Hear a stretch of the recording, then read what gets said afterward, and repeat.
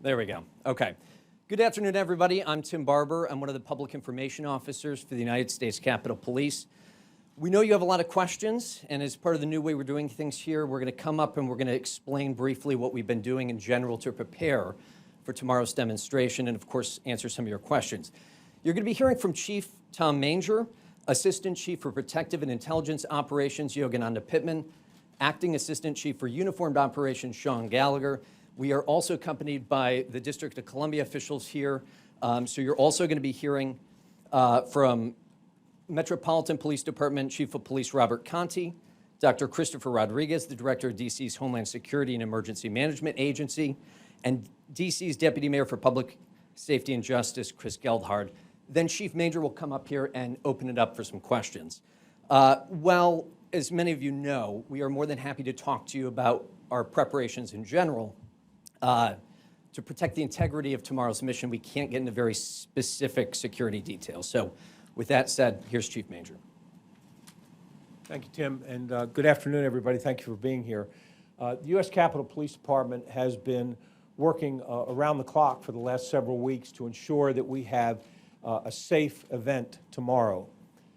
But perhaps more importantly, over the last 8 months, the leadership of the U.S. Capitol Police Department has been preparing, working to ensure that we don't have a repeat of January 6th. They have been working on ensuring that we have the adequate resources for our police officers, training, equipment, staffing, to ensure that, again, we can accomplish our mission. Our mission tomorrow is our mission every day, and that is to protect everyone's rights to free speech and to allow them to lawfully demonstrate. And again, we are planning for a safe event tomorrow.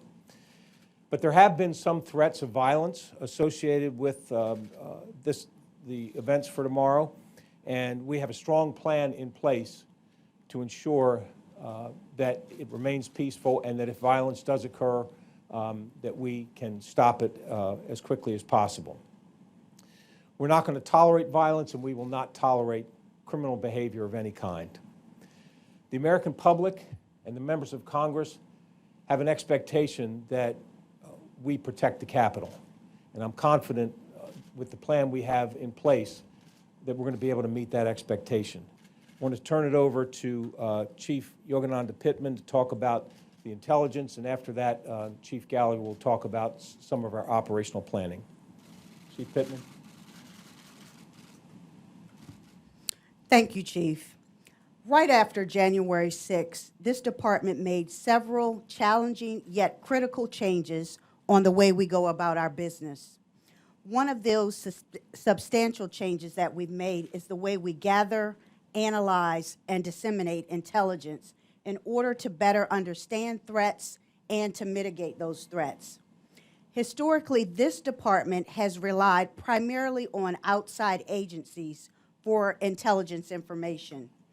We are predominantly consumers of intelligence rather than producers.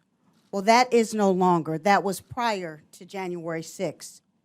We have now grown and expanded our intelligence operations, and we have dramatically changed the way that we process and share intelligence with our law enforcement partners at every level. This change involves improved internal communications as well as including intelligence briefings to our rank and file officers.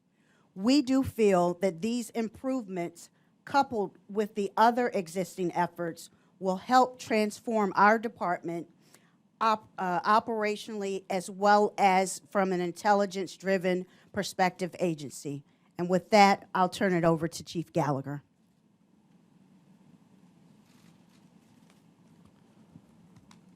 Thanks, Chief. Good afternoon, everyone. As Chief Manger has stated, we have been working for several weeks extensively on the planning leading up to this weekend. The internal planning that we've done has included multiple training exercises for our civil disturbance units, scenario exercises for our command staff, as well as detailed briefings for all of our officers. Our officers are ready. We have already transitioned into an enhanced security posture on Capitol grounds, as you can see by the security fence and various other security measures that are in place. Externally, we have been working with over 25 of our partnering agencies on a seamless, integrated plan for this weekend. The United States Capitol Police will have on-site support from a number of our local, state, and federal partners. We have also conducted a large multi-agency tabletop exercise in order to test and validate our integrated operational plan for this weekend.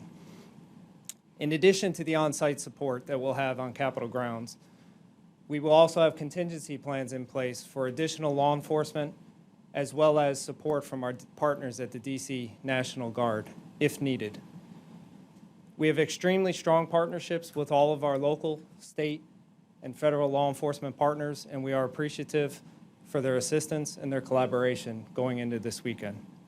We are hoping and expecting a peaceful event this weekend, but our operational plan is scalable so that we will be ready to handle anything that occurs.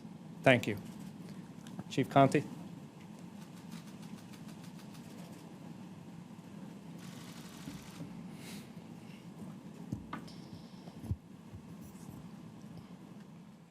I'm Robert J. Conte III, Chief of Police of the Metropolitan Police Department. As Chief of Police of the department, I want to ensure you that our agency, in coordination with our local and federal partners, have carefully planned for the upcoming First Amendment activities taking place tomorrow on Saturday, September 18th. In addition to the scheduled demonstrations, our city will also hold the popular 8th Street Festival, a number of sporting events, and concerts. Residents and visitors attending any one of these events should expect MPD officers to provide great police service and be present and visible throughout our city. While we have multiple high-profile events, MPD will handle these while continuing to provide routine police service throughout communities all throughout our nation's capital. Our department has increased staffing today and is fully activated for tomorrow. So you will notice an increased police presence around the city, and this is to ensure everyone's safety and security throughout the district. The Metropolitan Police Department handles hundreds of demonstrations each year. The First Amendment assemblies planned for this weekend are no different, and we are prepared. We haven't had an opportunity to speak with the organizers of this weekend's demonstrations and have planned accordingly. We are also aware of various countergroups planning to exercise their First Amendment rights. As a reminder, the district's gun laws will be enforced, and in the event we observe individuals in possession of a firearm, we will take police action. DC Code expressly prohibits anyone from carrying a firearm within 1,000 feet of any First Amendment assembly, to include members of the public who have been issued a concealed carry permit in the District of Columbia. Earlier this week, we posted no gun zone signage around the demonstration area. We're also asking the public to be patient and be prepared for disruptions to roads, parking, and getting around the city, as a number of road closures will be in effect. There are a number of road closures around the Capitol and Constitution Avenue that all residents and visitors should be aware of on this day, and the possibility that additional intermittent closures go into effect to safely facilitate all activities. To see a complete list of these closures and to stay up to date while the events occur, please check our 2 Twitter accounts, at DC Police Department and at DC Police Traffic. And as always, if you see something, please say something. Please report any suspicious activity to law enforcement immediately by dialing 911. Thank you and have a safe weekend. Chris Rodriguez, Dr. Christopher Rodriguez, DC's Director of Homeland Security and Emergency Management Agency, will now provide brief remarks.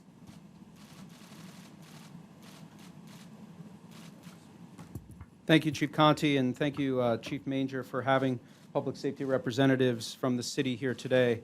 Good afternoon. My name is Chris Rodriguez. I'm the Director of DC's Homeland Security and Emergency Management Agency.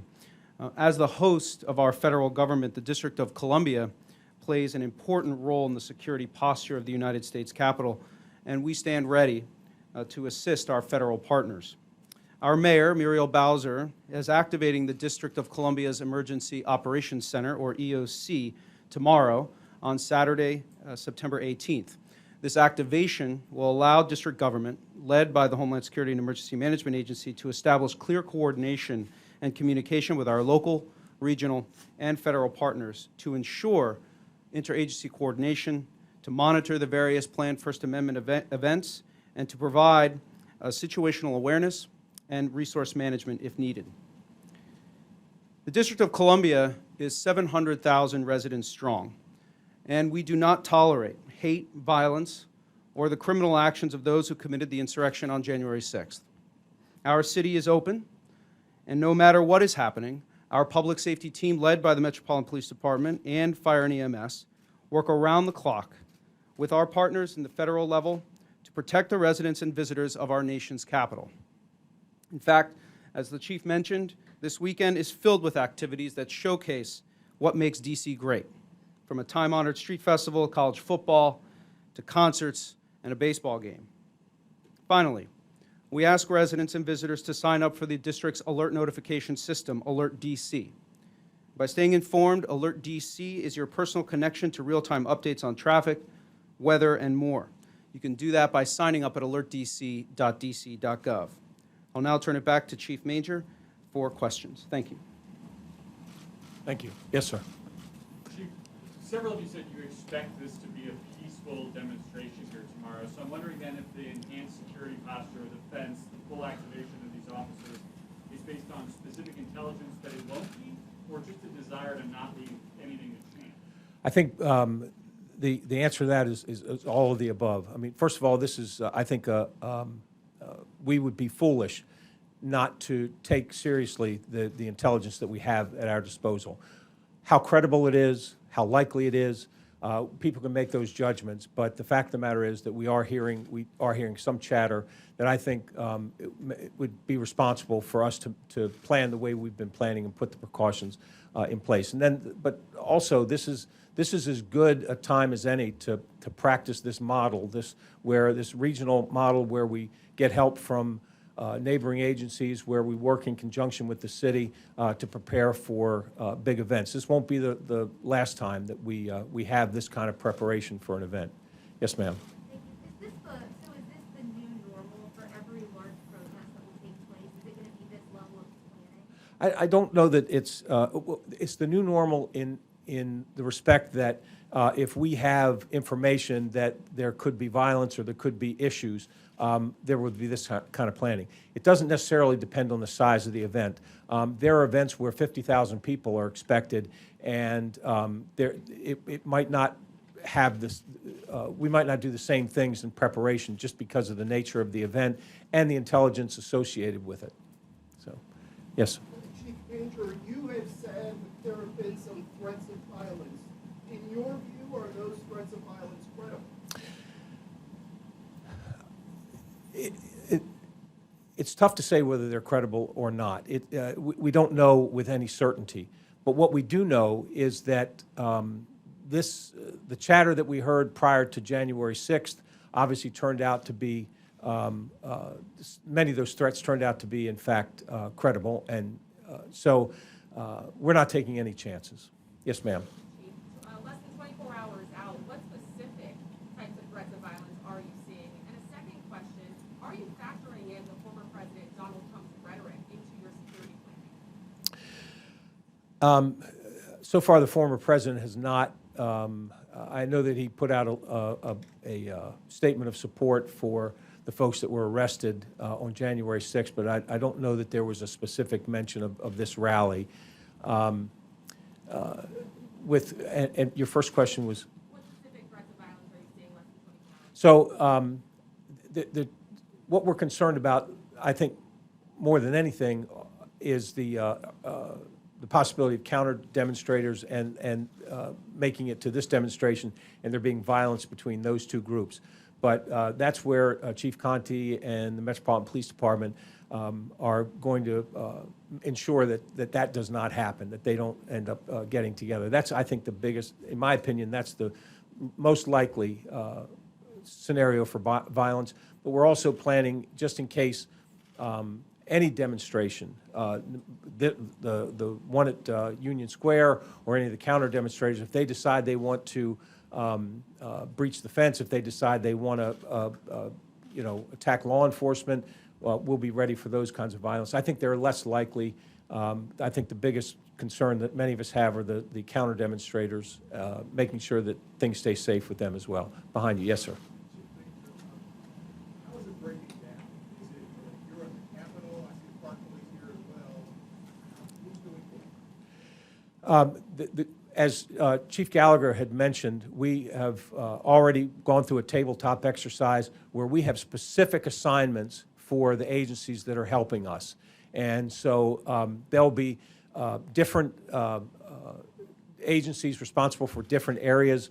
We clearly have to not just be concerned with the Capitol itself, but I mean, we've got a fairly large campus with a lot of buildings, so we've got help there as well. So particular agencies have been assigned particular areas and specific responsibilities. I noticed you said, though, that, for example, DC police are responsible for keeping, I guess, the people at Freedom Plaza from the people who are here for the Capitol. It's MPD, but the U.S. Park Police will, I think, will assist with that as well. Yes, sir. Chief, the organizer of the rally, Matt Brainerd, said this morning on C-SPAN that his organization had security working with the Capitol Police. Is that true? Our folks have been in touch with the organizers, and we are aware of the fact that they have security folks. As far as the communication, it's just been just cursory coordination. We're aware that they're there. Yes, sir. What do you tell your officers regarding rules of engagement? How many protesters are you currently expecting? Right now, the permit asks for says 700. We don't know if it's going to be 500, 700, 1,000. We don't know how many people to expect, but we do know that the permit was for 700. And regarding rules of engagement? Oh, I'm sorry. Look, in terms of how we engage, we handle multiple demonstrations at the Capitol and the Supreme Court every day. Every day we handle multiple demonstrations. And our rules of engagement are to allow people to peacefully protest. It doesn't matter what their cause is, what their political affiliation is. That doesn't matter. We have rules of engagement that allow people to lawfully protest. If they begin to do something unlawful, they're given warnings. If they don't heed the warnings, then we make arrests. In terms of, there's no difference in terms of our use of force policy or any of those other things. Those things are in place and don't change depending on what kind of demonstration it is. All the demonstrations are handled with the same policy, with the same rules of engagement. Again, as long as things stay peaceful, we make sure that everybody has the opportunity to exercise their constitutional rights. Yes. This is a pretty massive scale roll-up for really a short-term period of time. How practical is it to do this kind of a ramp-up every time you get this sort of intelligence? And have you given any thought to more permanent solutions to this problem? Like, for instance, does there need to be a permanent fence around the Capitol to prevent you from having to ramp up like this every time? So I don't think there needs to be a permanent fence around the Capitol, but that's not my call to make. And I don't see this as we're not going to plan this kind of operation for every again, we have multiple demonstrations every day. But this is, again, as I said before, this is much an opportunity to practice this plan. So in case we need it, we've been through it, once or twice. And but I think that we're going to use it when it needs to be used. But 99% of the demonstrations that we handle are handled without this kind of planning. Yes, sir. Two questions. I mean, one, in this intelligence, are you worried about, what we sort of saw on January 6th, where you had groups of people that came in with an intent to do something? Or are you worried about lone wolf sort of individual actors looking to capitalize the crowd? And second question, what are you saying to your officers, some of whom are still dealing with the trauma and the stress of fallout from January 6th? Guys, men and women who are on the line sort of abandoned So first, answer to your first question is both. We are concerned about and aware of and planning for both of those scenarios. For your second question, Chief Gallagher has been going to roll calls for at least the past week, if not longer, and we're trying to get in front of every single police officer in the U.S. Capitol Police Department. And the reason was to brief them on our plan. And the whole purpose behind that was to instill confidence that the department has prepared for this event, and that they will have the resources, the training, the equipment, and we will have the staffing that we need so that everyone, including the police officers working this event, can remain safe. Yes, ma'am. Looking at the street closures, they're much smaller than last year, and seem to be maybe consolidated around the Capitol. Are there any other areas in the city that people should be concerned about, avoid Black Lives Matter Plaza, for instance? And are you concerned about tonight, given the precedence of violence the night before these protests in the past? So I'll let Chief Conte talk about the rest of the city, but obviously we have heard chatter about heard a lot of chatter about when and where things might happen. But our operational plan began 2 days ago. So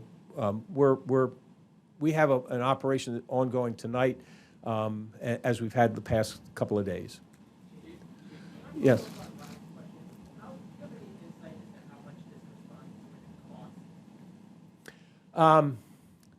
I don't yet because there's a number of resources that are basically on standby that we may, if we don't need them, then we won't have to use them. So at this point, I don't know.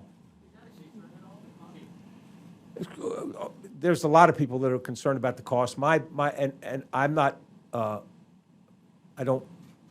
understand that's a concern and that I have to pay attention to that. But my bigger priority is the safety and security of the folks demonstrating, the safety and security of the Capitol. Yes.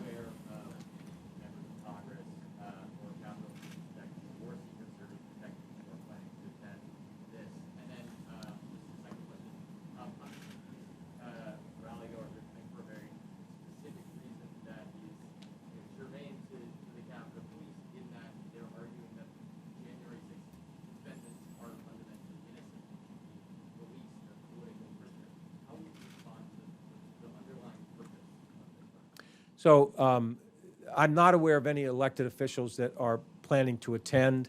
There were a few that were invited. To my knowledge, all of them have declined. And as far as your second question, everybody, and you're not going to like my answer, but everybody's got the right to free speech. They can believe what they want to believe. I'm there to uphold the rule of law and make sure everybody's safe. Yes, ma'am.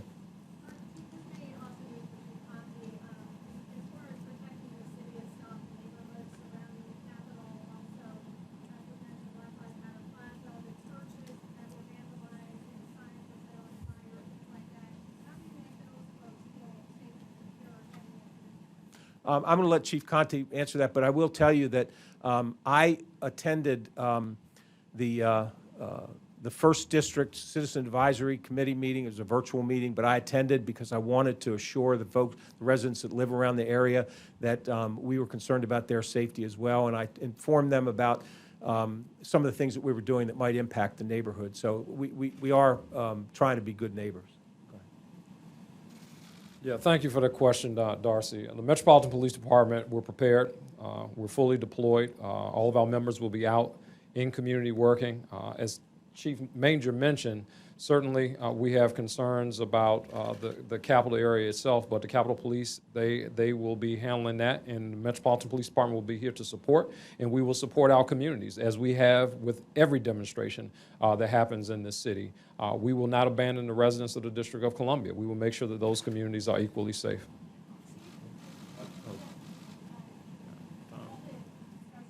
I can't, I'm sorry.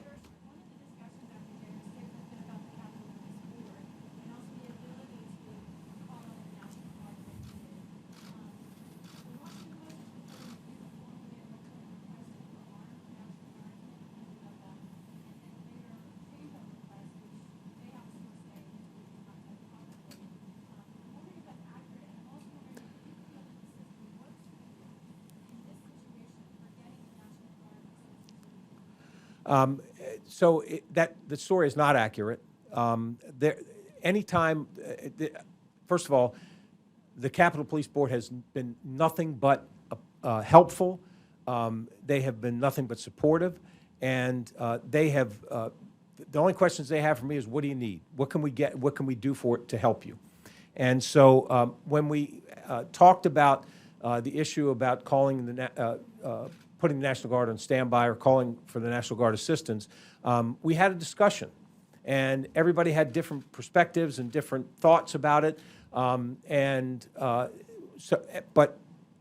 we had a discussion. This is what happens when you have people that are responsible for this kind of decision. We had a discussion, and in the end, we were all in agreement for what we asked for.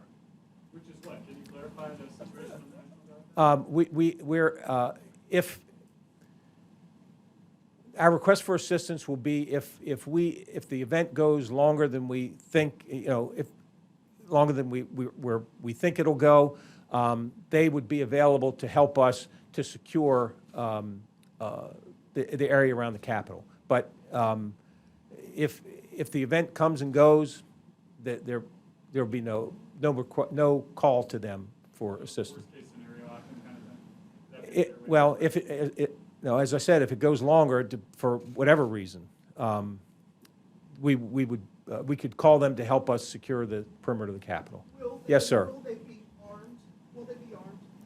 Chief Major? No, we're not asking for them to be armed. And I'm sorry, I can't hear you. Chief, the Homeland Security Assessment warned that online chat that when they had a storm they got tonight. Are you increased staff tonight? What specifically measures are being placed for congressional offices outside? So that's a great question, but my apologies. I am not talking about numbers, tactics, just because I want my cops to be safe, and I don't need to necessarily tell folks that might want to do something unlawful, give them the advantage of knowing what we're doing. But the answer to your question is, yes, we are aware of that, and yes, we are prepared.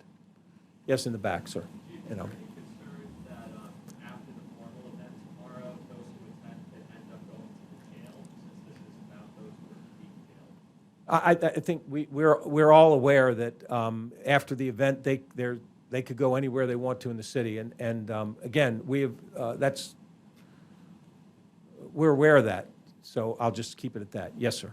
And then. The tools of the trade, as U.S. Capitol Police or its partner agencies ask for access to long-range acoustic device, active denial system, or OC or CS tear gas launcher? Again, I don't. Those kinds of details only. We'll talk about them afterward. If we use anything we use, we'll be happy to talk about. But at this point, I'm not talking about those kinds of things. Yes, ma'am.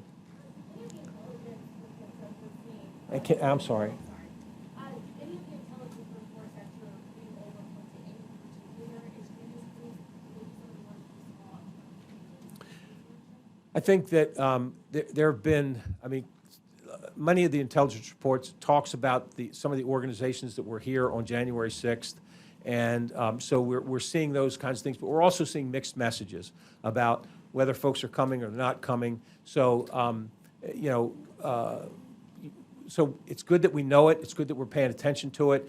But as is often the case with intelligence, it's not really clear. You have to make value judgments about, okay, well, we're reading this, but what does it really mean? So that's something that, as Chief Pittman talked about, we've got good people who are trying to give us the best recommendations, but the fact that we have this information, that helps us plan better. And folks, we're just going to do a couple more questions, just to have. Yes, sir. And this is for probably Chief Conte. You're getting some calls about the 8th Street Festival, people who live in that area worried about clashes and that sort of thing. So can you talk about, are you worried about that, and what are you taking to make sure that the crowd is separate? Well, the 8th Street Festival is a festival that's been happening in the District of Columbia for several years now. We expect it to go on, and then people who attend are going to enjoy themselves. Again, we're prepared. We have contingency plans for any possible disruptions, and that's pretty much where we are. Yes, sir. For Chief Conte, you really tried to mark Freedom Plaza and the Capitol before they included the public rallies. Well, as Chief Manger kind of mentioned, I mean, we won't disclose our tactics necessarily. We are aware, obviously, if groups are able to interact, we certainly want them to have sight and sound of each other if need be. But, you know, we won't disclose the particular tactics that we're going to use to try to mitigate any potential issues there. All right, folks, we're going to do one more question. I have to pick, all right, I'm not going to pick one. I'm going to let both these folks in the back. So either one of you, each can ask a question. I'm sorry, keep going. We're aware of three, how about I take it on? We're aware of three groups, and two of the groups haven't had much of a history of violence. One of them has had some clashes before, so we're aware of three groups that may be doing counter protesters. Yes, ma'am. Strategy for protecting members back home. For example, does anybody new have a detail because have one, is there a standing detail? And then if I can ask a follow-up, have any cases been generated regarding threatening comments? So there are threats against members of Congress, another thing we deal with every day.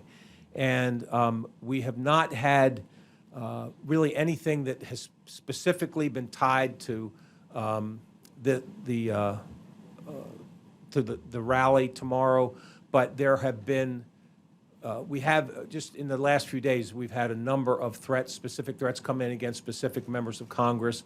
So we're going to handle those the same way we always handle those. And there's nothing different about the way we're going to deal with those because of the rally tomorrow. Thank you all very much. Appreciate it. All right, folks, so right now our plan is to not hold another news conference over the weekend unless something newsworthy happens, in which the same thing that we've done over the last couple incidents, we'll communicate with you over Twitter, the time, the location. We'll try to give you a heads up. We're also going to be using Twitter as we normally do during any kind of major event to communicate with you all and provide any information the public or you all folks might need. So stay safe tomorrow, and thank you for coming.